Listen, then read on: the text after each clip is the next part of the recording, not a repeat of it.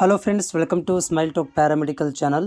Friends ನೋಡಿ, ಈಗ ಒಂದು ಡೌಟ್ ಬಂದಿರೋದು ಏನಂತಂದರೆ, ಈಗಾಗಲೇ ಒಂದು ಡಾಕ್ಯುಮೆಂಟ್ ವೆರಿಫಿಕೇಷನ್ ಮತ್ತು ಹೊಸ ವೆರಿಫೈ ಸ್ಲಿಪ್ನ ಡೌನ್ಲೋಡ್ ಮಾಡ್ಕೊಳ್ಳಿಕ್ಕೆ ಈಗ 4ನೇ ತಾರೀಕಿನ ತನಕ ಅವಕಾಶ ಕೊಟ್ಟಿರುವಂಥದ್ದು.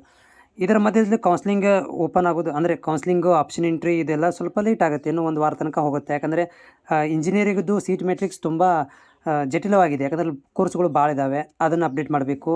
ಬಟ್ ಇಲ್ಲಿ ಬಂದಿರುವಂಥ ಪ್ರಾಬ್ಲಮ್ ಏನಂದರೆ, ನಮ್ಮ BPT HS ವಿದ್ಯಾರ್ಥಿಗಳು ಯಾರು ಈಗ ವೇಟ್ ಮಾಡ್ತಾಯಿದ್ದೀರಿ, ರ್ಯಾಂಕನ್ನು ಪಡ್ಕೊಂಡಿದ್ದೀರಿ, ನಾವು ಈಗ ಏನಾದರೂ ಆಪ್ಷನ್ ಎಂಟ್ರಿ ಅಂದರೆ ಬಿಟ್ಟರೆ ನಾವು 750 ರೂಪಾಯಿ ಪೇ ಮಾಡಬೇಕಾ ಇವಾಗಲೇ?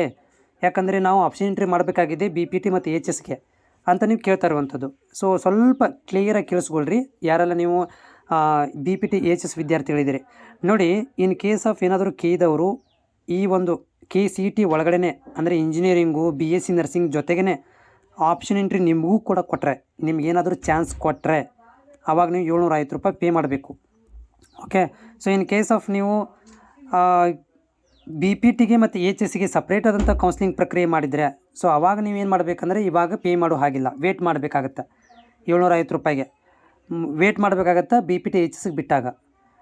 ಇದೊಂದು ಕ್ಲಿಯರ್ ಆಯಿತು. ಈಗ ಇನ್ನೊಂದು ಎರಡನೇದು ಏನಂತಂದ್ರೆ, ಇಲ್ಲಿ ಇನ್ ಕೇಸ್ ಆಫ್ ನೀವೇನಾದರೂ ಸರ್ ಇಲ್ಲ ನಾವು ಇಂಜಿನಿಯರಿಂಗ್ ವಿದ್ಯಾರ್ಥಿಗಳಿದ್ದೀವಿ, ಇಂಜಿನಿಯರಿಂಗ್ ನಾವು ಜೊತೆಗೇ BPT ಅಪ್ಲೈ ಮಾಡಬೇಕಂತ ಮಾಡಿದ್ದೀವಿ, ಅಥವಾ BSc ನರ್ಸಿಂಗ್ ಜೊತೆಗೆ ನಾವು BPT ಟ್ರೈ ಮಾಡಬೇಕಂತ ಮಾಡಿದ್ದೀವಿ ಅಂದರೆ ಅದು ಸಾಧ್ಯ ಇಲ್ಲ. ಯಾವಾಗ ಸಾಧ್ಯವಿಲ್ಲ ಅಂತಂದರೆ, ಏನಾದರೂ BPT ಬೇರೆ ಸಪ್ರೇಟಾಗಿ ಮಾಡಿದರೆ ಇವಾಗ ನೀವು BSc ನರ್ಸಿಂಗನ್ನು ಅಷ್ಟು ನೀವು ಅಟೆಂಡ್ ಮಾಡಬೇಕು, 750 ರೂಪಾಯಿ ಪೇ ಮಾಡಬೇಕು, ಅದರಲ್ಲಿ ಸೀಟ್ ಸಿಕ್ಕರೆ ಹೋಗಿಬಿಡಬೇಕು. ಸೀಟ್ ಸಿಗಲಿಲ್ಲ ಅಂತಂದರೆ ಇದೇ 750 ರೂಪಾಯಿ ನಿಮಗೆ BPTಗೆ ಕೊಡ್ತಾರೆ. ಇಲ್ಲಿ ಮುಳುಗಪಟ್ಟ ಆಗೋದಿಲ್ಲ. ಇದು 750 ರೂಪಾಯಿ ಇದು ಹಾಗೇ ಇರುತ್ತೆ. ಅದರೊಂದು ಚಲನ್ ತೆಗೆದು ಇಟ್ಕೊಂಡಿರ್ಬೇಕು ನೀವು, ಅದು ನಿಮಗೆ BPTಗೆ ಯೂಸ್ ಆಗುತ್ತೆ, ನೆನಪಿರಲಿ. ಆವಾಗ ಮತ್ತೆ ಪೇ ಮಾಡುವಂಥ ಅವಶ್ಯಕತೆ ಇಲ್ಲ.